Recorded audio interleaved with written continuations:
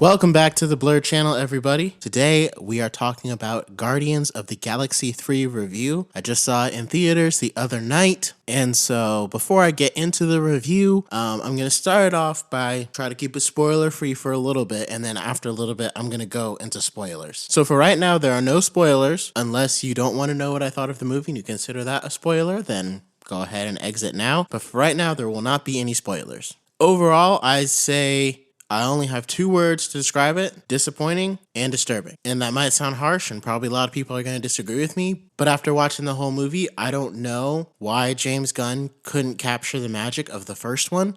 I still think the first Guardians of the Galaxy movie is one of the best superhero movies ever made. I have it number 2 on my Marvel all-time movies list. And technically, if you consider No Way Home a collaboration between Sony and Marvel, Guardians of the Galaxy is number 1. It was fantastic. And then to me, I think number 2 fell into the trope of silly, where I couldn't really take it seriously for most of the movie. And then we get into the third one now, where I don't know if James Gunn was almost overcorrecting, but this movie, it didn't have any of the character of the first one. It feels like James Gunn is like running out of funny jokes, and it was surprisingly dark and just very different, which I know a lot of people have been wanting for a darker Marvel movie, because Quantumania they felt like was too light and She-Hulk is too light, but it's like, I don't know, it felt like an overcorrection. Honestly, it felt like James Gunn was trying to redo the Suicide Squad with Guardians of the Galaxy 3. And his version of the Suicide Squad, I thought it was better than the first one, but it wasn't great. And like, there's this narrative out there that like, yeah, James Gunn doesn't miss. And I'm like, I don't know. For me, overall, he is 1 out of 4 based upon these movies that I've seen. And I know James Gunn has a background in horror. Me personally, I do not like horror movies, so maybe that's why I'm so averse to it. But like, Guardians of the Galaxy, the first one, was amazing, and it had nothing to do with horror at all. It was just its own. It would breathe fresh life. I've almost created a scale. Like, when it comes to any Marvel property, if they try to make it funnier than the first Guardians of the Galaxy movie,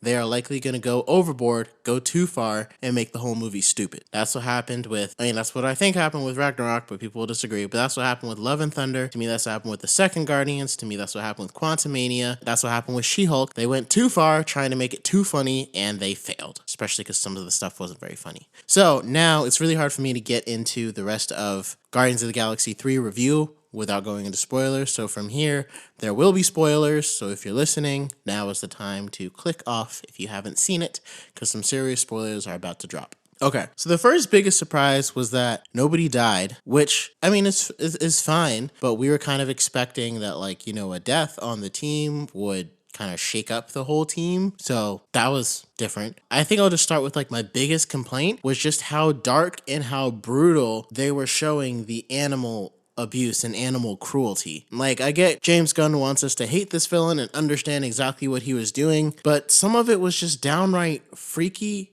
and creepy and just so weird. And it made me feel like I had accidentally walked into a horror movie rather than a Guardians of the Galaxy 3 movie. Like, I almost feel like it should have been rated R, and they should have at least put a warning on it.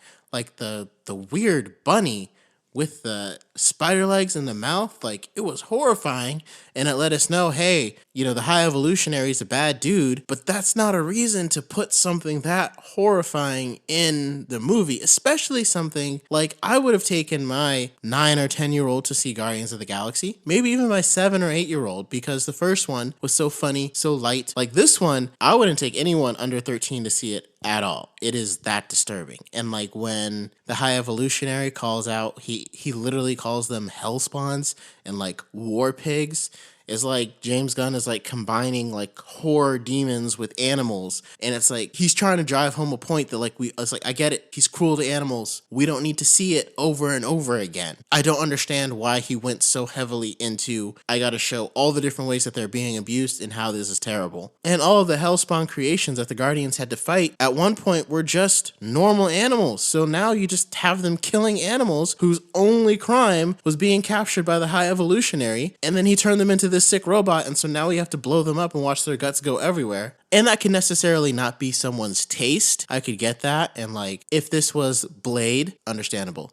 If this was, I don't know, even Elektra, I don't know. I feel like I would have got it. But just like, if you show someone the first Guardians and then this Guardians, they're not going to think it was the same director. Not even a little bit. They're not going to think it was the same movie of the same vein. This one is just so different. And like, this is probably one of the first Marvel movies that I've seen that I will never likely see again. Like Doctor Strange and the Multiverse of Madness, I didn't see it because, don't really like demons and all that stuff. And I was like, that's very clear that that's what kind of movie this is. But this one seemed like they were just trying to get back closer to the original, and it was going to have a sad element. Like the trailers didn't really seem like it was going to be this much of a ASPCA nightmare. It was just insane. I don't really feel like it was funnier than the second one. It feels like all of the jokes weren't really, like there were some funny ones, but then he just kept bringing in like the horrifying elements and it just didn't work. I mean, it's like the romance between Peter and Gamora. I actually thought it was kind of cool how Peter's learning to let that go. I feel like that's character growth for him. I feel like they wanted to make her seem more intense than she actually was, which I mean, she's different than her version in Guardians 2, but she's not that far off from the version in 2014. So I don't know. Yeah, I guess it kind of works. Experiences change everybody. Gamora's a Ravager, life changes. That's fine. I thought it was kind of interesting how they kept that romance, that they didn't find a way to repair that romance. It's just Peter has to let go. I kind of knew this going in, but Adam Warlock was obviously wasted. I honestly, like if I was doing Adam Warlock, I know everyone didn't really want to redo a story. Like, there's no way I would have introduced Adam Warlock at the end of Guardians 2 and not had him involved in Infinity War and Endgame in some way. I even did a whole video a long time ago about how I would have released Nova instead of Captain Marvel because it would have fit into the lore a lot better and we could have had Adam Warlock right in that storyline. But instead, the Adam Warlock that we get, that we're not ever going to see again, and I feel like Will Poulter did a good job, but he's a funny guy, like he's a comedian. So I already kind of knew the kind of Adam Warlock we were going to get when you were casting him. And, usually he's a guy that's like in the comics, he's on top of everything, kind of ahead of everybody. He's kind of a leader. And in this one, he was just a bumbling idiot. And again, it's like James Gunn almost was like, well, I already have Drax as a bumbling idiot. Let me make him less idiotic and I'll just transfer some of that over to Adam Warlock. So we'll have two idiots that can share the big dummy in the movie without it being overkill. And it's like, it still was overkill. Now you just had two idiots. Because, I mean, Drax, I think, was portrayed better in this movie than he was in Volume 2, especially with him being, a dad, and I think that's one of his number one qualities. But overall, the entire movie just fell flat for me. Like I said, when it comes on Disney Plus, I'm probably not going to watch it again. Rating, I'd probably give it like a 66, 67 on Rotten Tomatoes, which actually puts it at the bottom of my tier. And part of that's personal preference. I'm just like, I feel like he took all this nightmarish stuff and decided to kind of incorporate horror into this movie, which is something no one was expecting. And to me, that can make it bad. And I haven't seen Multiverse of Madness all the way through, only some parts. And from what I hear, this is almost more horror than that is, just by the virtue of the way he shot it. The camera angles were legitimately dark, and the stuff that he was shooting was in dark, not very bright and colorful, not as much lighting. And there were two scenes that made me so angry. When Rocket was standing over the High Evolutionary about to kill him, first of all, did not love seeing that face talking. I guess that's his skin pulled back, but watching Gamora pull that back was another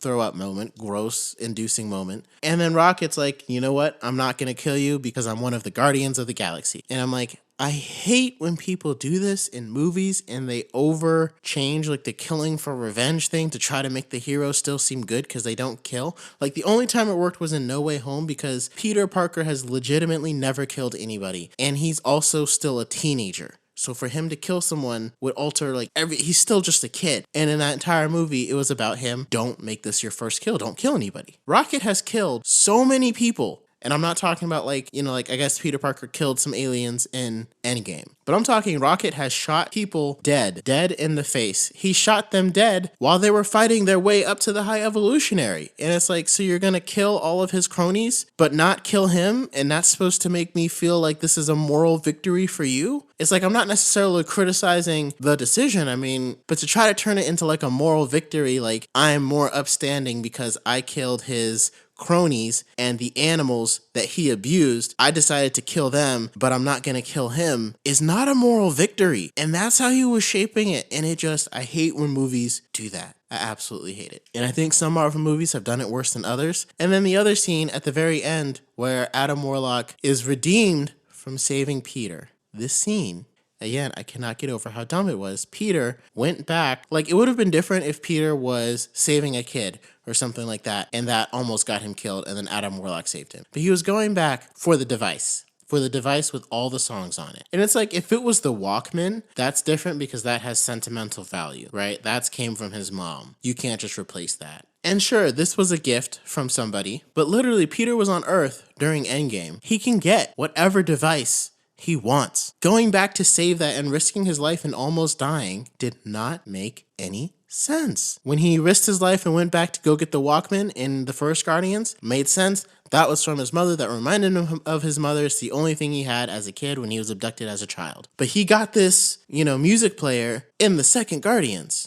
And it had a bunch of songs on it. Yeah, and it's nice and it's a gift. Okay, if it blows up, you know what I'm going to do? I'm just going to hyperjump to Earth, and I'm pretty sure I can afford a $30 music player instead of dying to get it. And it's not like he didn't know that he might die because he saw it on his face and he was like, oh, I guess I didn't make it. And I'm like, if this is how Peter dies, I'm literally going to get up and walk out of the theater. I almost got up and walked out of the theater a lot because it was just that disturbing. But that was dumb. And that's not really a redeeming moment for Adam Warlock because it's like you just saved Peter from making a dumb mistake. Like their whole redemption arc from him was dumb. He didn't really get to do anything. Like, it would have been cool if he helped them defeat the High Evolutionary. And I was expecting the battle between them and the High Evolutionary. Like, it was cool, but I was expecting it to be, like, a little more one-sided towards him, seeing as Adam Warlock almost knocked him down. And High Evolutionary was supposed to be stronger than Adam Warlock, so it would have made sense if Warlock had to decide to help them in order to take him down. That could have looked really cool and maybe been, like, the missing ingredient they needed.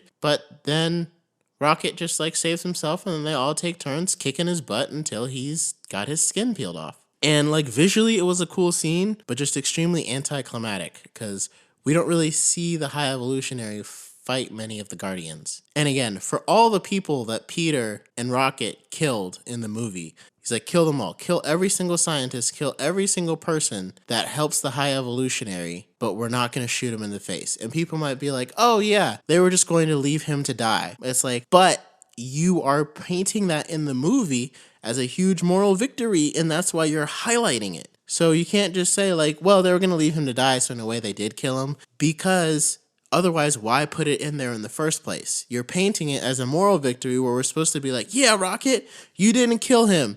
Great job. And that doesn't work. It doesn't work. So I think it's really sad. The first Guardians of the Galaxy, again, I'll say it again, fantastic. One of the best superhero movies ever. The second one, silly. That's all I can really describe it as. Not really much to take seriously. I wasn't scared of Ego. The whole thing was just kind of felt like a silly mess. And this one, the only way I can describe it is disturbing and kind of disappointing. I don't really think Marvel has fallen into a rut. I feel like they keep ping-ponging between too dark and too light and too dark and too light, and they can't really find the same footing that they had in the beginning. And I think people want such a wide variety of stuff from Marvel. And it's I think it's time to stop ignoring fans that want to see more horror, that want to see something new, that want to see something different, and just make movies like you did Iron Man. I still think Phase 4 has given us some amazing movies. Spider-Man No Way Home, Shang-Chi, I still think it's an amazing movie, as well as Wakanda Forever just won 2 Oscars. And people saying stuff like this is the best movie since Endgame, finally to see a good Marvel movie. You just didn't see Wakanda Forever. I don't even know how to put it. You just didn't see it. Maybe I'll give you a pass because Shang-Chi and No Way Home were 2 years ago almost, but you just didn't see Wakanda Forever because this is not better than Wakanda Forever by a long shot. Nor is it better than Shang-Chi or No Way Home. To me, it fell flat. Leave your thoughts in the comments below. Do you think that the new Guardians movie fell flat? Do you think that Marvel's kind of in a rut? Do you think James Gunn is going to be able to save the DC universe? Like I said, for me, he's 1 out of 4. So unless he recaptures the Guardians magic with Superman, and I heard someone bring out an interesting point. I don't know if James Gunn brand of humor being over the whole DCU is going to work. I don't know. All I can say is, especially after this, I can't really say I'm going to be excited for the DCU. James Gunn has not been blowing my mind. To me, like I said, he's made one movie that I will consistently rewatch all the time. And James Gunn, I feel like he kind of let me down with this one. And I had really high hopes for it too. So let me know your thoughts in the comments. Make sure you give a like, a follow, and a subscribe. And until next time, Blurds.